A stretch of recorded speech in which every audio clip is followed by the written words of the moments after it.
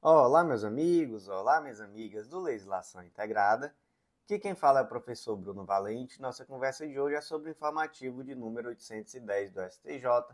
Antes de começar aquele convite, se inscreve no nosso canal, seja no Spotify, Deezer, Apple Podcasts, Google Podcasts ou no YouTube, e ativa o sininho para ficar sabendo de todas as novidades. Nos segue também no Instagram, @legislação_integrada, onde todo dia tem conteúdo. E compartilhe esse episódio com aquele amigo que também é da área jurídica, que também estuda para concurso. Ajuda muito esse canal a crescer e nos ajuda a manter esse projeto que leva conhecimento a todos os lugares de forma gratuita.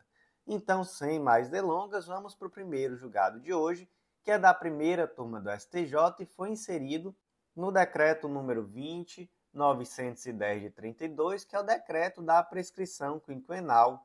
E o destaque ficou da seguinte forma: o pedido de habilitação de créditos apresentado ao fisco acarreta a suspensão do prazo prescricional para o pleito compensatório. Vamos lá, gente, vamos entender isso aqui através de um exemplo didático.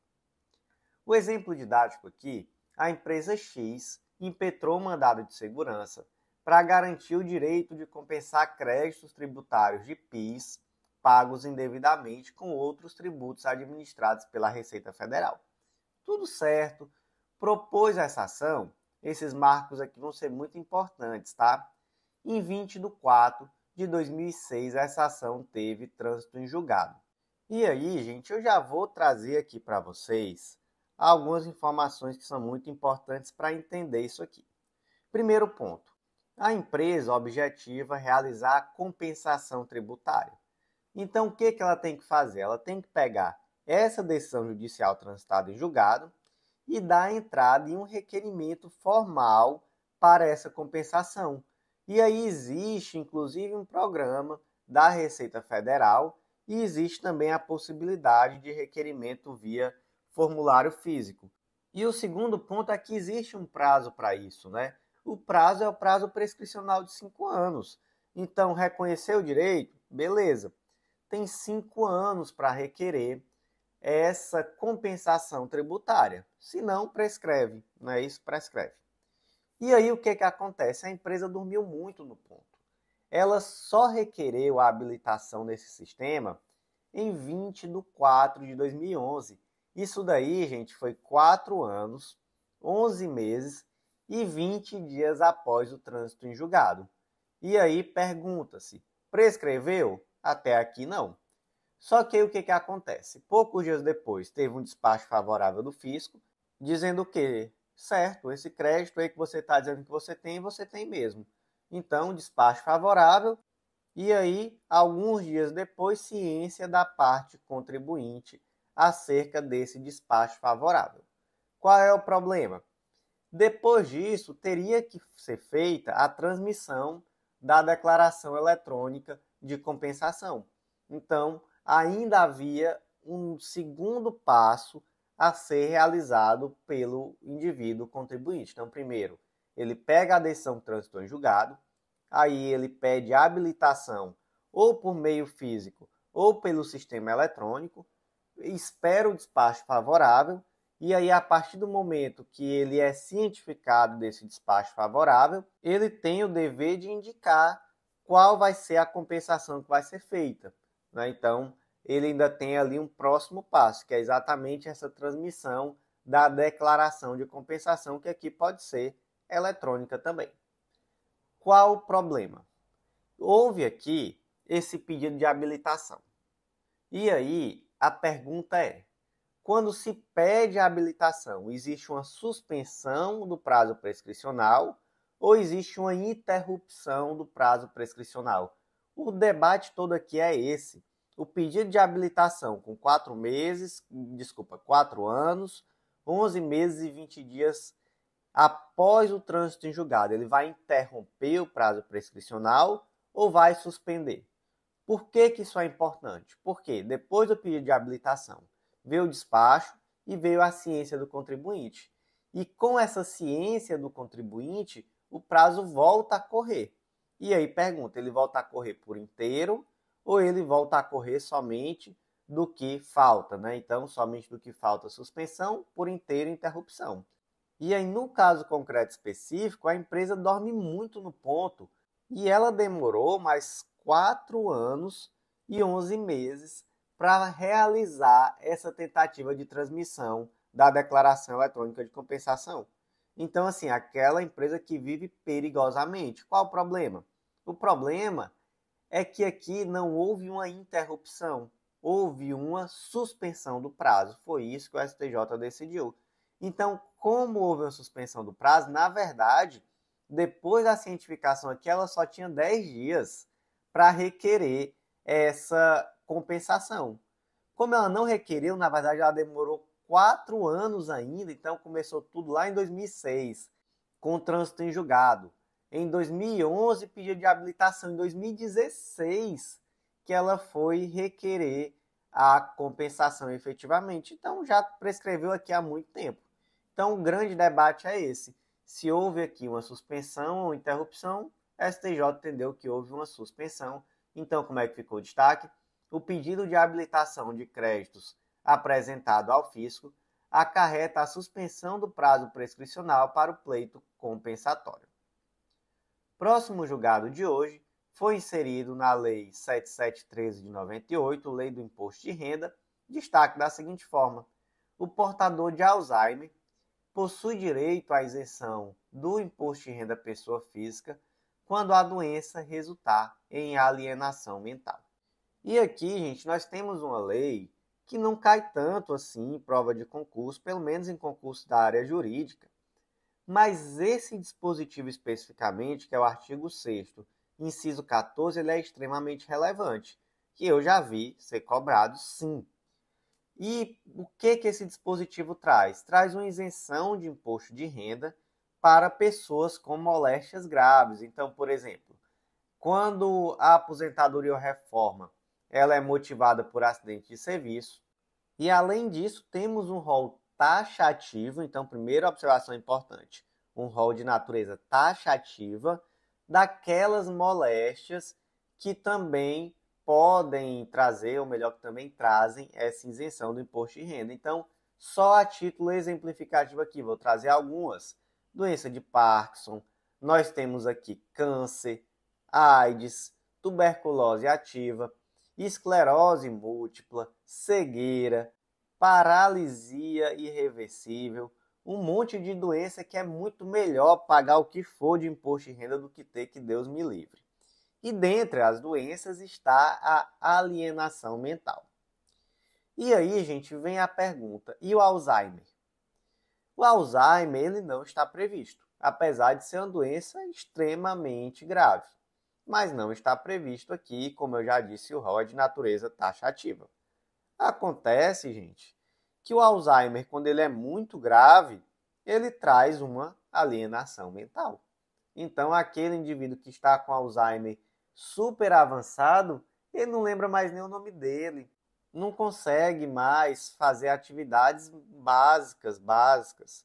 Então, é uma forma de alienação mental, não é? É uma forma de alienação mental. Então, por mais que o Alzheimer não esteja previsto aqui nesse rol, quando ele for grave ao ponto de caracterizar uma alienação mental, esse indivíduo que está com Alzheimer vai ter sim direito à isenção de imposto de renda. Como é que ficou então o destaque? O portador de Alzheimer possui direito à isenção de imposto de renda quando a doença resultar em alienação mental. Próximo julgado de hoje é da segunda turma do STJ, foi inserido na Lei 13.317 de 2016, destaque da seguinte forma: o pagamento da VPI é vantagem pecuniária individual, instituída pela Lei 10.698 de 2003, deve ser considerado como interrompido a partir do momento em que os valores constantes do anexo 1 da Lei 13.317 de 2016 foram pagos pela administração pública. O que aconteceu aqui? A Lei 13.698 de 2003 trouxe o pagamento desse VPI. E o que é VPI? Vamos lá de novo. vantagem pecuniária individual aos servidores públicos civis da administração federal direta, autárquica e fundacional. A partir de 1º de maio de 2023, passou a ser pago. O valor ali, inicialmente, a título de curiosidade, era de R$ 59,87. Acontece que lá em 2016, veio a Lei 13.317 de 2016, que trouxe uma reestruturação das carreiras com aumentos sucessivos que estavam lá nos anexos 1 a 3 da lei. Então, esses aumentos começavam no ano de 2016 e eram escalonados até o ano de 2019. E aí, o artigo 6º dessa lei dizia que ficam absolvidos a partir da implementação dos novos valores constantes dos anexos 1 a 3 desta lei, o pagamento do VPI. Só que aí, olha só que redação linda! A partir do momento da implementação dos valores constantes dos anexos 1 a 3. Quando é que se dá a implementação? Começou a se dar em 2016, terminou em 2019. Então, pergunta-se, não vai mais ser devido o VPI a partir do primeiro pagamento lá em 2016 ou a partir do final da implementação com o último aumento em 2019? Gente, em 2016, a partir do momento que pagou ali o primeiro aumento, acabou o VPI. Foi isso que foi decidido pelo STJ. E eu fiquei até na curiosidade de saber se teve algum aumento, porque o pessoal vai até o STJ para brigar por 60 conto. Eu gosto é assim, tem que ser litigante mesmo. Mas perdeu, né? Então vai ficar sem uns 60 conto aí no bolso. Como é que ficou aqui então o destaque? O pagamento da VPI, instituído pela Lei 10.698 de 2003, deve ser considerado como interrompido a partir do momento em que os valores constantes do anexo 1 da Lei 13.317 de 2016 foram pagos pela administração pública. Próximo julgado de hoje, inserido na Lei Orgânica do MPU, Lei Complementar 75 de 93, destaque da seguinte forma: a pretensão de fazer cessar a cobrança de tributo, mesmo que já anteriormente declarado inconstitucional, contém discussão de natureza tributária, ensejando a ilegitimidade ativa do Ministério Público para a ação. Primeiro ponto, tá, para não causar nenhum tipo de confusão.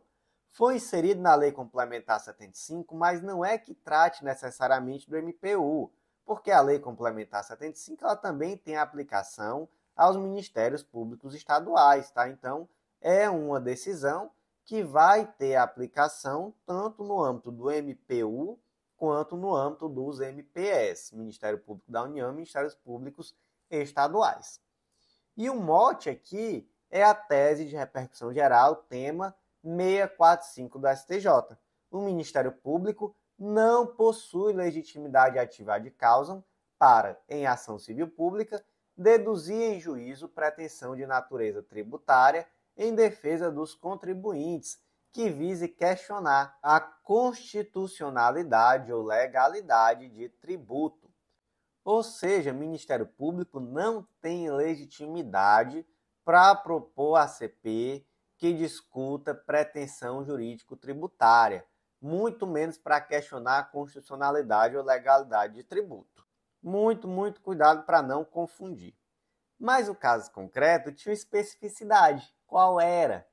O tributo já tinha sido declarado inconstitucional. Então, o Ministério Público não estava discutindo mais a constitucionalidade, porque já se sabia que era inconstitucional. Ele simplesmente queria fazer cessar a cobrança do tributo, que já foi declarado inconstitucional. Então, não é o caso que está especificamente no tema 645. De fato, não é.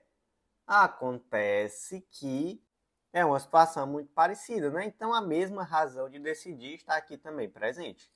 Portanto, como é que ficou o destaque? A pretensão de fazer cessar a cobrança de tributo, mesmo que já anteriormente declarado inconstitucional, contém discussão de natureza tributária, ensejando a ilegitimidade ativa do Ministério Público para a ação. Próximo julgado é da terceira turma do STJ, foi inserido no Marco Civil da Internet, Lei nº 12.965 de 2014, destaque da seguinte forma: não é possível atribuir ao intermediador de comércio eletrônico a obrigação de excluir, em razão de notificação extrajudicial, anúncio de vendas que violem os termos de uso da plataforma. Gente, o primeiro ponto aqui é identificar que o intermediador de comércio eletrônico é um provedor de aplicações da internet. O que raios é um provedor de aplicações na internet, professor? Gente, uma empresa, uma organização, uma pessoa natural que de qualquer forma forneça um conjunto de funcionalidades que podem ser acessadas pela internet. Dá um exemplo. Facebook, Instagram. Quer outros? Legislação integrada. Legislação integrada é um provedor de aplicação de internet. Você acessa lá a nossa plataforma certinho e por meio dela você consegue baixar nossos materiais. Da mesma forma, o marketplace, então aquela empresa que intermedia a venda de produtos, é também um servidor de aplicação. Por que isso é importante? Porque se aplica aos servidores de aplicação o artigo 19 do Marco Civil da Internet, que é o dispositivo que diz que um servidor de aplicação só é responsável pelo conteúdo que foi disponibilizado por terceiros, caso haja uma decisão judicial que determine a retirada. Então, por exemplo, você tem ali o Instagram e uma pessoa postou um conteúdo que atenta contra a sua honra. E aí você vai lá e notifica o Mark Zuckerberg, notifica ali a empresa Meta, pedindo a retirada imediata desse conteúdo. A Meta não tirou o conteúdo. A Meta vai ser obrigada a lhe indenizar por isso? Não vai. Por quê? Porque a Meta só é obrigada a retirar esse conteúdo após uma ordem judicial específica determinando que ela precisa retirar. Sem a ordem judicial específica, ela não é responsabilizada. É isso que está lá no artigo 19 do Marco Civil da Internet. E, professor, esse dispositivo é constitucional? Gente, existe debate, tá? Inclusive já foi afetado o tema de repercussão geral, é o tema 987 do STF. Então, quem sabe aí em algum momento o STF vai de fato decidir se se trata ou não de um dispositivo constitucional. Tem exceção, professor? Tem exceção. A regra é o artigo 19.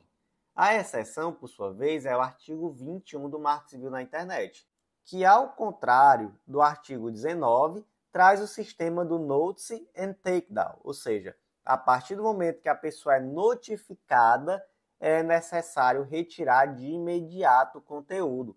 Mas, gente, em que caso é que esse sistema é aplicado? É num caso muito específico. É no caso de imagem, vídeo ou outro material que contenha cena de nudez ou ato sexual de caráter privado. Então, por exemplo, aquela menina que foi vítima do ex-namorado que vazou fotos íntimas dela na internet, se ela notifica o provedor de aplicação para que imediatamente retire aquela imagem, o provedor tem que imediatamente retirar a imagem. Não tem isso de esperar a ordem judicial não, tá? Então essa é a exceção que está no artigo 21. E, gente, aqui para que fique claro, tá? Não é qualquer imagem de nudez. É a imagem de nudez de caráter privado. Então, aquela pessoa que produz conteúdo adulto, disponibiliza na internet através de venda de material, tá muito na moda, né? Então, hoje em dia tem aí OnlyFans, Privacy, ou então, voltando aí para a situação mais raiz, pousou para Playboy, imagina. Essa pessoa não está amparada pelo artigo 21, porque essa cena de nudez não é de caráter privado. Então, o sistema aqui do artigo 21 é exclusivo para cena de nudez ou ato sexual de caráter privado. Além disso, temos uma exceção também, essa é de caráter jurisprudencial. Então, em uma determinada decisão, lá no informativo 723 do STJ, decidiu-se que o provedor de aplicação ele é civilmente responsável quando, após formalmente comunicado de publicação ofensiva à imagem de criança ou adolescente, ele se omite da exclusão, independentemente de ordem judicial específica. Então, também temos aqui, mas essa situação aqui ela é jurisprudencial, né? A lei não traz especificamente. Criança ou adolescente teve ali uma publicação que foi ofensiva à imagem dessa criança ou adolescente, também não seria necessária a ordem judicial específica. Mas, gente, aqui agora, depois de toda essa conversa, de todo esse aprofundamento, voltando para o que foi decidido no caso concreto, comércio eletrônico, intermediador de comércio eletrônico, então aqui a Magalu, a Amazon, o Mercado Livre, esse pessoal aqui todo é servidor de aplicação, então se aplica a ele o artigo 19, só vai ser responsabilizado pela retirada de um determinado conteúdo se ficar demonstrado que houve ordem judicial específica. Lembrando, determinado conteúdo produzido por terceiro, né? Então, como é que ficou aqui o destaque?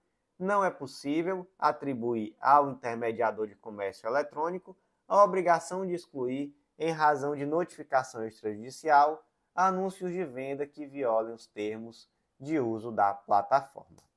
Próximo julgado, inserido na Lei dos Planos de Saúde, Lei número 9656 de 98, destaque da seguinte forma: o reajuste por aumento de sinistralidade só pode ser aplicado pela operadora de forma complementar ao reajuste por variação de custo, se demonstrado, a partir de extrato pormenorizado, o incremento da proporção entre as despesas assistenciais e as receitas diretas do plano, apurados no período de 12 meses consecutivos anteriores à data base de aniversário considerado como mês de assinatura do contrato. Temos um julgado, gente, aqui que trata sobre plano de saúde coletivo, que é aquele plano de saúde que ele é intermediado por uma determinada empresa ou associação para um grupo de pessoas. Então é diferente, por exemplo, do plano de saúde individual ou familiar, que eu, Bruno, vou diretamente até a operadora e contrato o meu plano de saúde. No caso do contrato coletivo, imagina, por exemplo, que eu sou servidor público federal e há um sindicato da minha categoria e esse sindicato celebrou um contrato coletivo de um plano de saúde com a Unimed e qualquer dos servidores podem aderir a esse contrato que foi celebrado. É um plano de saúde coletivo. Qual a vantagem? A vantagem é que normalmente quando você entra nesse plano de saúde coletivo ele é mais barato. Qual é a desvantagem? E eu já vi essa desvantagem aqui acontecer na prática. A desvantagem, gente, é que no plano de saúde individual ou familiar, os reajustes são regulados pela ANS. Então, anualmente, a ANS informa qual é o percentual máximo que o plano de saúde poderá ser reajustado. E o plano de saúde não pode passar disso. No caso do plano de saúde coletivo, não tem isso não. Porque no plano de saúde coletivo há uma verdadeira negociação entre a operadora do plano e a intermediadora. E aí, muitas vezes, essa intermediadora não tem tanto poder de bagatela assim na negociação. E por conta disso, esses planos de saúde coletivos acabam recebendo aumentos muito elevados. Eu já vi na prática isso acontecer, plano de saúde coletivo estourar o preço depois de alguns anos, apesar de no começo ser baratíssimo, em compensação com o plano de saúde individual. Mas acontece, gente, que esse reajuste anual, ele também não é tão sem parâmetro assim, tá? Também não é bodega não, como a gente fala lá no Ceará. Também não é uma coisa totalmente à mercê do interesse do plano de saúde, não. Porque a ANS também estabelece algumas condições. Então, esse reajuste ele tem que ser anual, ele tem que ser informado com 30 dias de antecedência e ele tem que ser fundamentado. E essa fundamentação tem que ser transparente através de um memorial de cálculos que demonstra, olha, teremos que aumentar por esse motivo aqui. Veja só, aqui no memorial de cálculos realmente está desequilibrado, as margens estão muito pequenas e nós precisamos voltar aqui esse contrato para uma situação que as margens fiquem possíveis. E, gente, esse aumento ele pode tanto se dar por uma questão de recomposição inflacionária propriamente dita. Então, olha, houve aqui uma inflação e tudo, então por conta dessa inflação nós precisamos recompor, mas também pode ocorrer o que é chamado aumento da sinistralidade do plano. O que é a sinistralidade? É a relação entre as despesas assistenciais, ou seja, despesas com pagamento de indenizações por sinistros, e as receitas obtidas com o plano. Ou seja, colocando aqui em uma linguagem leiga, é dizer assim, olha, isso aqui está dando muito BO, está adoecendo demais, o menino aqui está quebrando a perna toda semana, então não tem condição, não tem condição. Esse grupo aqui se mete com atividade perigosa, outro dia está fazendo rapel, caiu, quebrou a clavícula, está muito caro, tem muito sinistro, né? Muita sinistralidade aqui nesse plano, então está desproporcional. E aí, além do aumento pela mera recomposição inflacionária, o plano de saúde pode de fato demonstrar, olha o tanto de sinistro que aconteceu aqui nesse ano. E olha o tanto de receita. Não dá, vamos ter que reajustar aqui em virtude do aumento da sinistralidade. Qual a questão? Esse aumento da sinistralidade também tem que ser demonstrado por meio de cálculo, tem que ser transparente. E aí imagina um caso concreto, por exemplo, que a empresa, no caso a empresa que eu digo é a operadora do plano de saúde, sugeria um reajuste de 20%, 10% seria recomposição inflacionária, 10% em virtude do aumento da sinistralidade do plano. E aí a questão da recomposição inflacionária até que demonstrou, aplicou ali um índice, né, tudo certo, mas o aumento da sinistralidade não apresentou nenhum memorial de cálculo. E foi intimado pela Justiça. Então propôs ação, a Justiça determinou que trouxesse os cálculos e não trouxe. O que vai ser decidido então? Vai ser decidido que esse aumento foi legal. Por quê? O plano de saúde, mesmo intimado judicialmente a apresentar um memorial de cálculos demonstrando que de fato houve um aumento da sinistralidade, não fez. Então esse aumento é ilegal. No final das contas, foi isso que foi decidido. Não pode aumentar dizendo que teve um aumento na sinistralidade sem trazer um memorial de cálculos demonstrando por A mais B que de fato ocorreu. Como é que ficou então o destaque? O reajuste por aumento de sinistralidade só pode ser aplicado pela operadora de forma complementar ao reajuste por variação de custo, se demonstrado a partir de extrato pormenorizado um incremento na proporção entre as despesas assistenciais e as receitas diretas do plano, apuradas no período de 12 meses consecutivos anteriores à data base de aniversário considerada como mês de assinatura do contrato. Próximo julgado do dia, inserido na Lei da Impenhorabilidade do Bem de Família, Lei nº 8.009 de 90, destaque da seguinte forma: embora a jurisprudência do STJ reconheça a legitimidade do filho para suscitar, em embargos de terceiro, a impenhorabilidade do bem de família em que reside, isso não pode ser utilizado para, por via transversa, modificar a decisão que já rechaçou a impenhorabilidade do referido bem. Primeiro ponto: impenhorabilidade do bem de família. A Lei nº 8.009 de 90 traz o bem de família legal e traz lá no artigo 1º que o imóvel próprio do casal ou da entidade familiar é impenhorável e não responderá por qualquer tipo de dívida civil, comercial, fiscal, previdenciária ou de outra natureza, salvo nas hipóteses previstas nessa lei. Então, assim, primeiro ponto, fala aqui em casal ou entidade familiar. Mas, gente, entidade familiar, até aquela pessoa que mora sozinha, o solteirão que mora sozinho só com gato, ou que nem gato tenha. Isso daí também é uma entidade familiar, tá? Então não confunda. A pessoa que mora sozinha também tem direito à impenhorabilidade do bem de família dela. E aí, gente, o artigo 1º fala, salvo nas hipóteses previstas nessa lei. E essas hipóteses de exceção estão exatamente lá no artigo 3º. E uma exceção famosíssima é a que está no inciso 7º desse artigo 3º, que é aquela obrigação decorrente de fiança concedida em contrato de locação. E aí, só para não ficar sem falar sobre o assunto, tanto faz se essa locação é residencial ou comercial. Antigamente havia aqui um distinguishing, a jurisprudência tendia a só afastar a impenhorabilidade quando a fiança era no contrato de locação residencial, mas hoje isso já foi superado, inclusive tem tese qualificada nesse sentido do STJ, de que tanto faz se é uma locação comercial ou uma locação residencial. Tá bom, exemplo didático.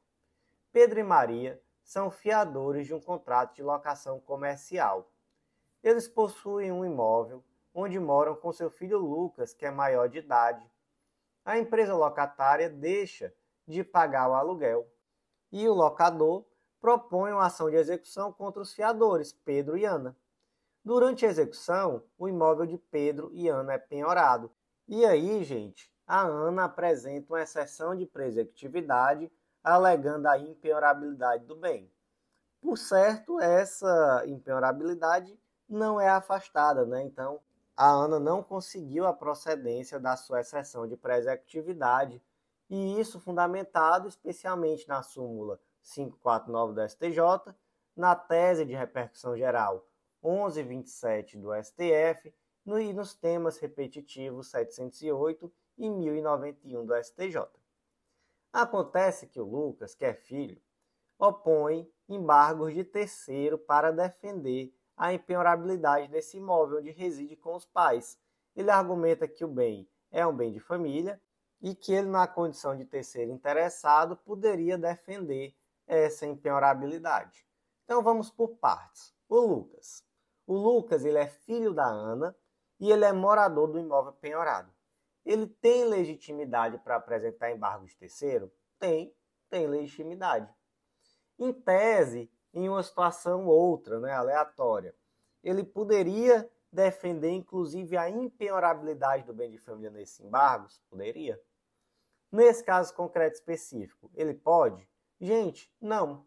Por quê? Porque nesse caso concreto específico, já foi julgada que não há a impenhorabilidade por meio de uma exceção de presecutividade proposta por sua mãe, Ana. Então ele não pode agora, por meio desses embargos de terceiros, querer rediscutir a matéria que já foi decidida. Então, é isso que nos conta aqui o destaque desse julgado, que ficou assim.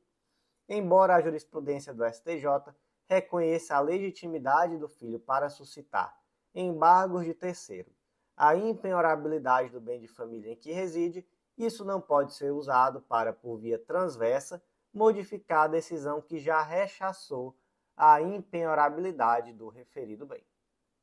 Próximo julgado de hoje, inserido no Código de Processo Civil, destaque da seguinte forma: o terceiro juridicamente interessado tem legitimidade para ajuizar a ação declaratória de nulidade, a tal da querela nullitatis insanabilis, sempre que houver algum vício insanável na sentença transitada em julgado.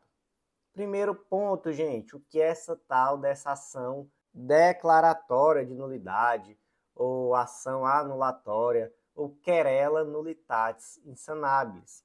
Ela é uma ação que visa a desconstituição da coisa julgada em uma situação em que há uma nulidade insanável. E essa nulidade insanável é conhecida como um vício transrescisório. Aqui nós temos uma nulidade que ela é tão drástica ao ponto de que a qualquer momento vai ser possível esse desfazimento da coisa julgada. Quer um exemplo? Um exemplo muito bom é o do processo judicial que não teve sequer citação. Então temos aí um vício transrescisório que vai trazer a possibilidade de uma ação anulatória. Temos também, gente, um exemplo que cabe à ação anulatória, aquela ação que visa desconstituir a coisa julgada de um acordo judicial celebrado. Não vai caber ação rescisória, vai caber ação anulatória. E aí, gente, nós temos aqui diferenças, entre a ação rescisória e a ação anulatória. A ação rescisória, para começar, ela tem um prazo decadencial de 2 anos.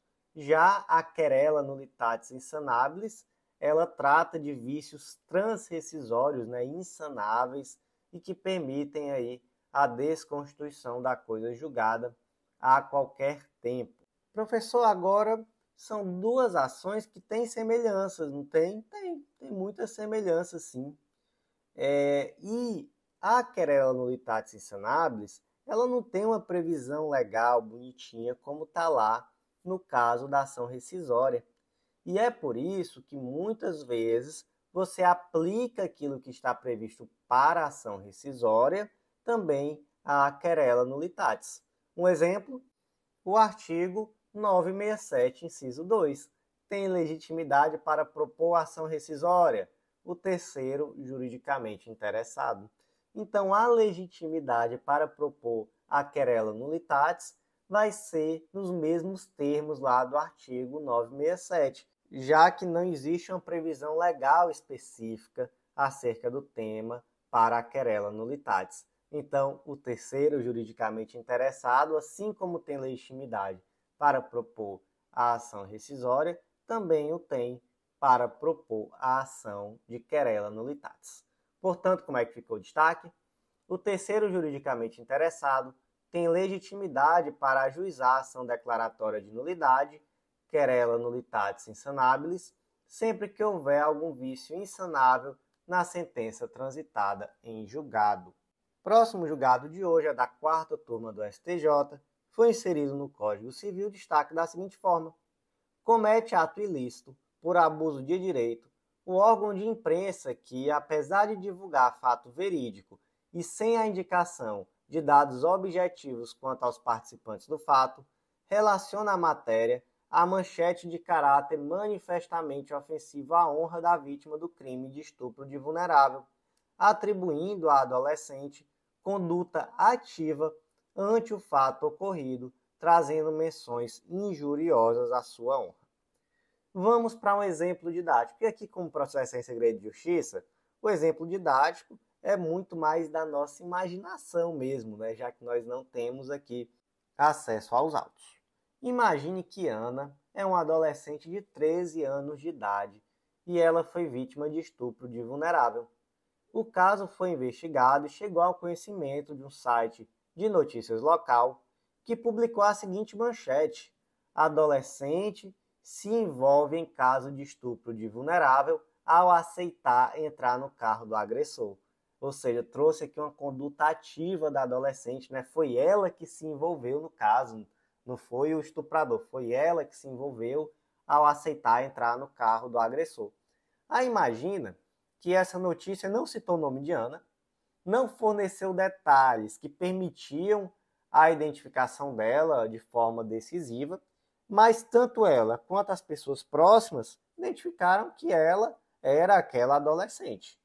E aí, gente, imagina também que a matéria tinha um tom sensacionalista. Então, por exemplo, a jovem teria aceitado entrar no carro do agressor e acompanhado ele até uma casa vazia onde tudo aconteceu. Fontes afirmam que a garota não se opôs aos avanços do homem. Fontes afirmam que a garota frequentemente trocava mensagens com o agressor, ou seja, sempre colocando para ela uma postura ativa que favoreceria essa ação do agressor.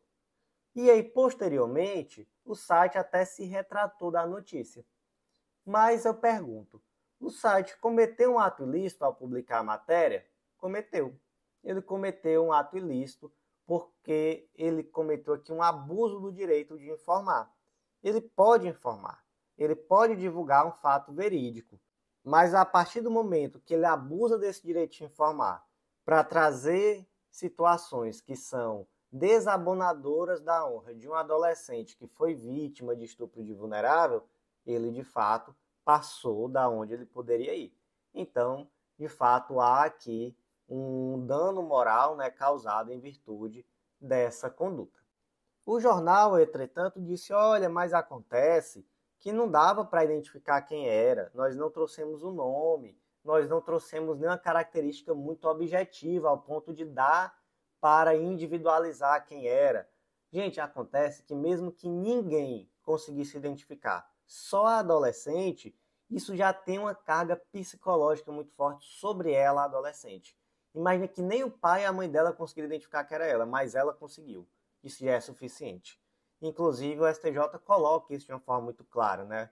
O relator aqui, que foi exatamente o ministro Marcos Buzzi, ele traz isso de uma forma muito clara. Basta que ela, a vítima, consiga se identificar e tenha aí um trauma psicológico decorrente disso. E o outro ponto, posterior retratação também não afasta o dever de indenizar, até porque o nexo de causalidade não foi rompido, então continua existindo aqui o abuso do direito de informar. Como é que ficou então o destaque?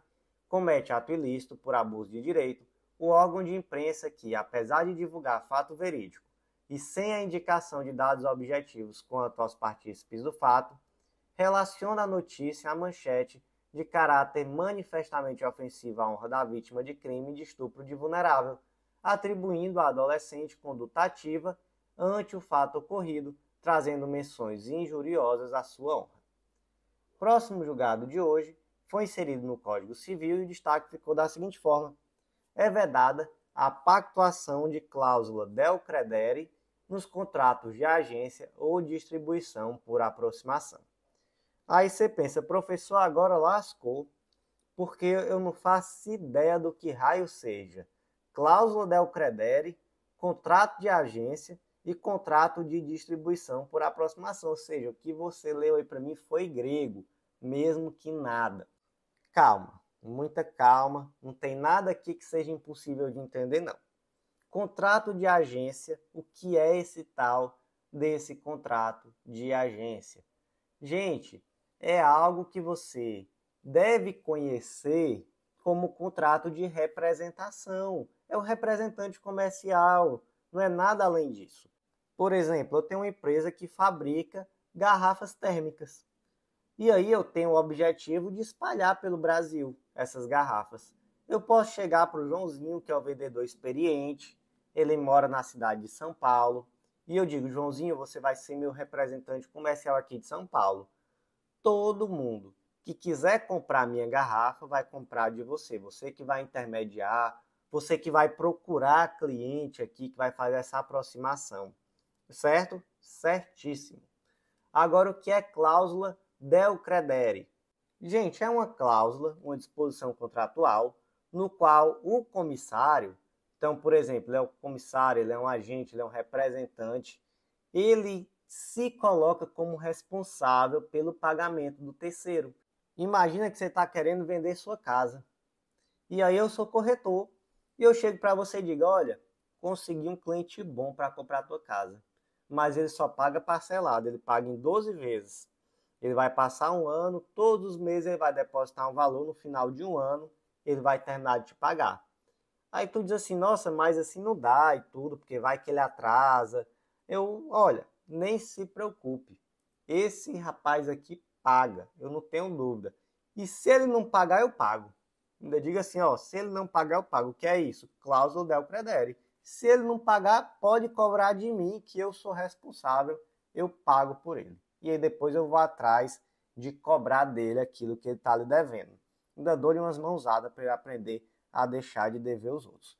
Mas, enfim, essa é a cláusula del credere. Sabendo agora o que é contrato de agência ou de distribuição, que é o tal do contrato de representação comercial. Sabendo o que é cláusula del credere, pergunta-se, pode-se aplicar ao contrato de representação comercial a cláusula del credere?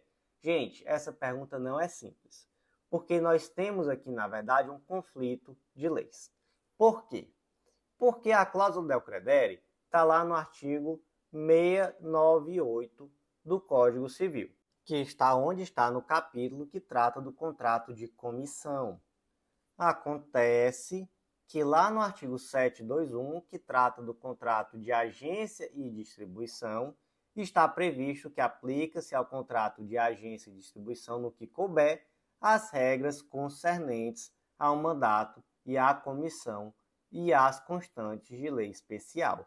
Ou seja, em tese, vendo aqui só o Código Civil, cláusula del credere está lá no capítulo que trata do contrato de comissão e o contrato de agência, ou melhor, ao contrato de agência e distribuição se aplica aquilo que está no capítulo sobre o contrato de comissão, então parece estar tudo certo, né? Acontece que existe uma lei especial. Qual é a lei especial? É a lei número 4886 de 65, a lei de representação comercial. Lá no artigo 43 diz que é vedado no contrato de representação comercial a inclusão de cláusulas del credere. E aí, gente, conflito entre norma geral e norma especial, o que prevalece? Norma especial. Então, é vedado a aplicação da cláusula del credere. Como é que ficou o destaque? É vedada a pactuação de cláusula del credere nos contratos de agência ou distribuição por aproximação. Próximo julgado de hoje, inserido na Lei das Sociedades Anônimas, Lei nº 6404 de 76, destaque da seguinte forma: os acionistas, ex-administradores e controladores da instituição financeira têm legitimidade para intervir no processo de falência instaurado a pedido do liquidante e não há necessidade de prévia autorização de Assembleia Geral em se tratando de falência decorrente de procedimento de liquidação extrajudicial. Vamos lá, gente. Nós estamos tratando aqui de uma situação onde há uma falência de uma organização financeira. Nesse caso, gente, há uma especificidade, não é? Porque, em primeiro lugar, quando a instituição financeira começa a apresentar dificuldades, ela não vai direto lá para a lei de falência e recuperação judicial, não. Primeiro, ela pode ter uma liquidação extrajudicial decretada pelo Banco Central do Brasil. E aí o Banco Central do Brasil, ele nomeia uma instituição que vai ser responsável pela administração dessa instituição financeira. E aí é esse liquidante que vai poder requerer efetivamente a falência, caso seja necessário. E aí, gente, um grupo de acionistas ex-administradores que quiseram intervir nesse processo de falência, então eles quiseram impugnar essa decretação da falência, afirmando que não havia uma insolvência evidente dessa instituição financeira. E aí vem a pergunta: esses acionistas e ex-administradores, eles têm legitimidade para intervir no pedido de falência que foi instaurado pelo liquidante? Gente, tem. Eles têm sim legitimidade, inclusive esse é um dos direitos do falido que está previsto lá no artigo 103 da Lei 11.101 de 2005. Acontece que tem mais um pequeno detalhe aqui, porque na Lei das Sociedades Anônimas diz que compete privativamente à Assembleia Geral autorizar os administradores a confessar falência e a pedir recuperação judicial. Então também construiu-se a tese de que seria necessária uma autorização também da Assembleia Geral para que esses indivíduos, que são ex-administradores e controladores, pudessem de fato intervir nesse pedido de falência. Mas essa tese não prevaleceu. Então há sim um direito de intervenção no pedido de falência, sem necessidade de autorização prévia da Assembleia Geral. Portanto, como é que ficou o destaque?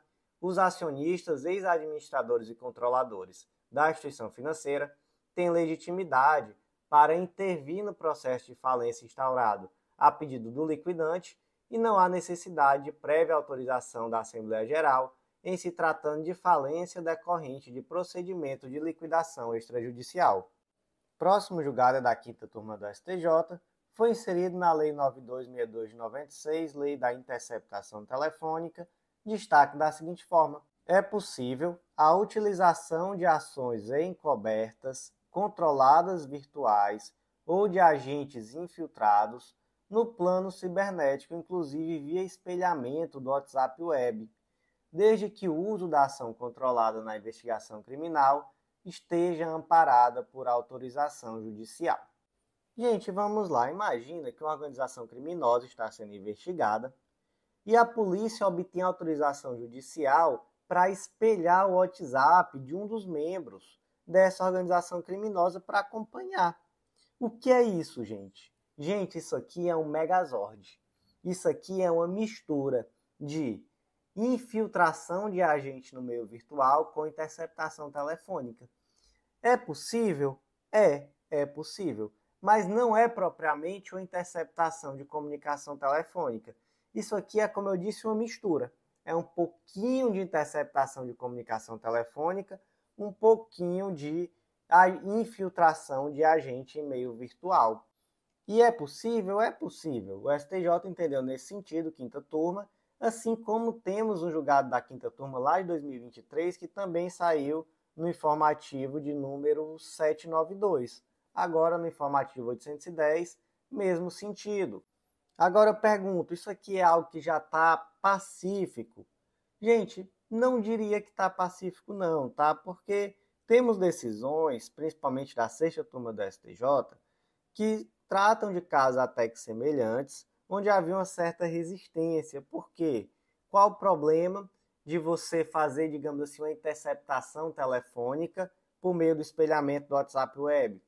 O problema é que, a partir do momento que você acessa o WhatsApp Web, você pode ter uma postura passiva de ler as mensagens, quanto ativa de enviar mensagens, dá até para editar mensagens enviadas. Então, realmente é complicado, né? É uma situação complicada. Por conta disso, em decisões lá da sexta turma, num caso concreto, por exemplo, que a decisão foi no sentido de emitir um novo SIM card, por meio desse SIM card se acessou o WhatsApp do indivíduo e se entendeu que isso era ilegal, isso não era interceptação telefônica. Em outro caso, se entendeu que o espelhamento via QR Code também não era legal, porque se entendeu que você também conseguiria facilmente editar as mensagens de texto. Decisões da sexta turma do ano de 2018, essa daí. Saiu no informativo 640. O que deve prevalecer, professor? Olha, se eu for chutar, eu diria que essa decisão da quinta turma foi uma decisão muito inteligente. Porque, de fato, chegou-se à conclusão que não dava para dizer que isso aqui era interceptação telefônica. Por quê? Interceptação telefônica é igual aquele meme do Chapolin Colorado. Fica ali com aquele fone de ouvido bem grandão, ouvindo. Você não tem como se meter na conversa. Aqui você, de fato, consegue ter uma postura ativa, inclusive. Né? Não é para fazer, mas pode fazer, né? Você está ali com o WhatsApp da pessoa aberta. Então, não é interceptação telefônica. Mas quando criaram aqui, jurisprudencialmente, que isso aqui é um megazord, isso aqui é um pouquinho de filtração de agente, um pouquinho de interceptação telefônica, acabaram criando aí uma forma de justificar que, ao fim e ao cabo, era o que se buscava. Era uma forma de justificar, já que, de fato, no combate a organizações criminosas é muito difícil obter provas e, hoje em dia, a comunicação se dá prioritariamente no Brasil pelo WhatsApp, que é um tipo de mensagem criptografada, então é muito difícil. Então, realmente se estava buscando uma forma de justificar a possibilidade de espelhamento do WhatsApp Web e se encontrou. E o STJ tem decidido assim a quinta turma por unanimidade. A decisão da sexta turma que eu conheço já está um pouco antiga. Se alguém conhecer algo mais recente e puder trazer, eu agradeço muito. Mas eu acho que essa decisão da quinta turma tem tudo para prevalecer. Como é que ficou então o destaque? É possível a utilização de ações encobertas, controladas virtuais ou de agentes infiltrados no plano cibernético, inclusive via espelhamento do WhatsApp Web, desde que o uso da ação controlada na investigação criminal esteja amparada por autorização judicial. Gente, ainda temos julgados, tá? Mas eu vou fazer aqui uma pausa para fazer um convite muito especial e muito rápido, eu prometo. Se você ainda não é nosso assinante, acesse legislaçãointegrada.com.br e vem fazer parte do Clube da Lei. Você vai ter acesso a um material semanalmente atualizado por esses mesmos informativos que eu comento aqui em formato de áudio, a centenas de planos de leitura, com tudo que você precisa para um estudo completo, atualizado e organizado de lei seca e jurisprudência. Com certeza vai ser um grande diferencial, um divisor de águas no teu estudo, então vem fazer parte. E eu vou te convidar também para publicar com a gente, vem conhecer a Editora Integrada. Você vai ver que publicar aquele livro é mais fácil do que você imaginava. E você vai ver também que é muito simples e vai ser um diferencial muito grande em uma futura prova de títulos. Então, voltando aqui, vamos para o último julgado de hoje, que é da sexta turma do STJ. Foi inserido no Código de Processo Penal e o destaque ficou da seguinte forma. A tentativa de se esquivar de guarnição policial evidencia a fundada suspeita de que o agente ocultava consigo objetos ilícitos na forma do artigo 240, parágrafo 2º do Código de Processo Penal, a justificar a busca pessoal em via pública. Tá bom. Busca pessoal, isso aqui tem dado o que falar nos últimos anos, não é, gente? Como é que funciona a possibilidade da busca pessoal? E o que é a busca pessoal, professor? É o tal do baculejo.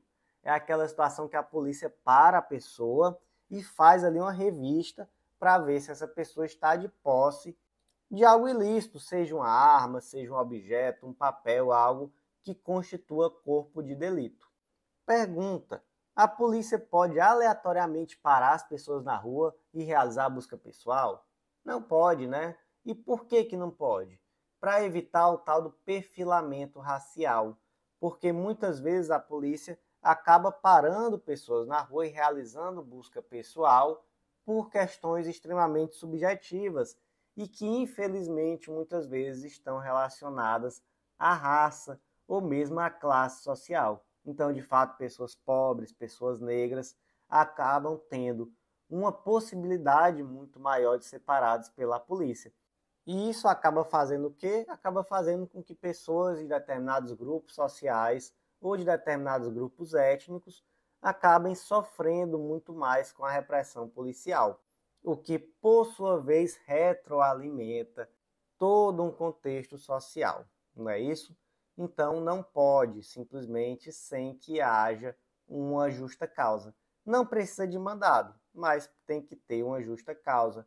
E aí nós temos muitas decisões qualificadas, inclusive, que são importantíssimas sobre o tema. Por exemplo, tese fixada no HC 208/240 de São Paulo.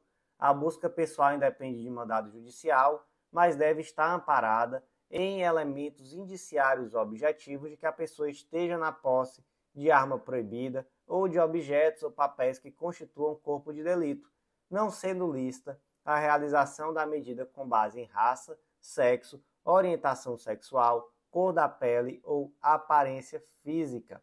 E, gente, agora nós temos aqui um outro julgado do STJ, informativo 735, que aqui traz o tal do debate, né? Aquela polêmica. O que disse? A mera alegação genérica de atitude suspeita é insuficiente para a licitude da busca pessoal.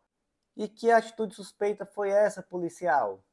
Aí, não é, gente? Temos que saber objetivamente que atitude suspeita é essa. E nesse caso concreto, nós temos uma atitude suspeita na vida real, que foi: Mévio estava caminhando em uma rua à noite, da posse de uma sacola. Quando ele notou a presença de uma guarnição policial que patrulhava a área, ele simplesmente mudou a direção e acelerou o passo. Gente, isso é atitude suspeita? O STJ entendeu que sim, isso é atitude suspeita. Então, gente, o grande ponto, penso eu, é a demonstração efetiva do que foi a atitude suspeita, né? Não pode ser genérico, tem que demonstrar por que se deu aquela abordagem.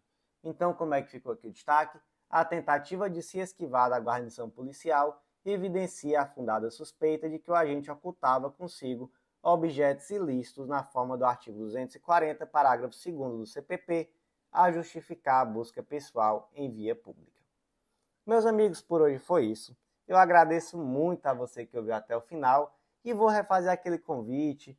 Compartilha com aquele amigo, esse podcast ajuda muito. Você não faz ideia do quanto ajuda a gente a manter esse projeto. Esse projeto que vem crescendo aos poucos, mas que com o apoio de você vai crescer muito mais. Nós vamos conseguir levar a muito mais gente. Então, muito obrigado. Eu agradeço a você e até a próxima.